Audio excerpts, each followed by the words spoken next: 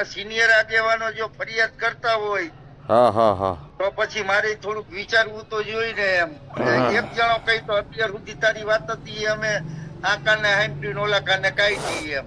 હા હવે હા સામૂહિક એ લોકો રજૂઆત કરવા આવે એટલે મારે તમને કેવું પડે ને એમ. પણ એ કાકા બધે ભાજપના માણસો છે, ભાજપના 5 હોદ્દેદારો છે ઈ કૌભાંડમાં. જો જો ભાઈ ભાજપના શું માણસો હે શું કાઈ મને રમેશભાઈ બધી ખબર હે.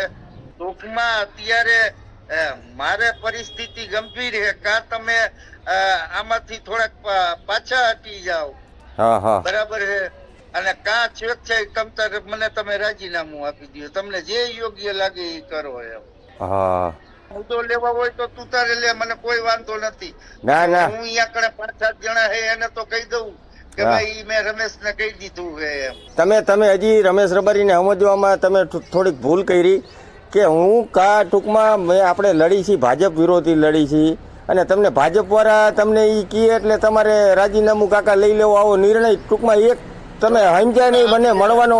હા રાજકોટિયા ભાજપી હે, ઉપત ગોધાણી ભાજપી હે, પણ મેં ટૂંકમાં મહેશ ગોસરા ભાજપી હે. પેલા મારી વાત સાંભળો. હા હા હા જીતુ ગોસરા ભાજપી હે. તો પણ ભાજપ વાળાનું કૌભાંડ આપણે અશોક કંકારારીઓ ઈ ભાજપી હે. હા હા હા હવે ઈ 4 જણા આવીને એમ મને કહે કે તમે હવે રમેશભાઈ ને સમજાવો, બરાબર હે. મારે હવે ઈ 4 જણાનું માનવું કે તમારું માનવું મને કયો. પણ આપણે તો મારી તો ઈચ્છા, તારે સંકલન કર્યું તો મને કઈ વાંધો નથી. પણ સંકલનમાં તો કાકા એમ કહે છે કે તું સેટિંગ કરી લે ને પૈસા લઈ લઉં. તો મારે આ મુદ્દાઓ લડવો છે ને. લડવું હોય તો પણ તો અત્યારે કોંગ્રેસ ને અહીંયા કણે સ્થાનિક સ્વરાજ્યની ચૂંટણી આવે તો શું કરવાના?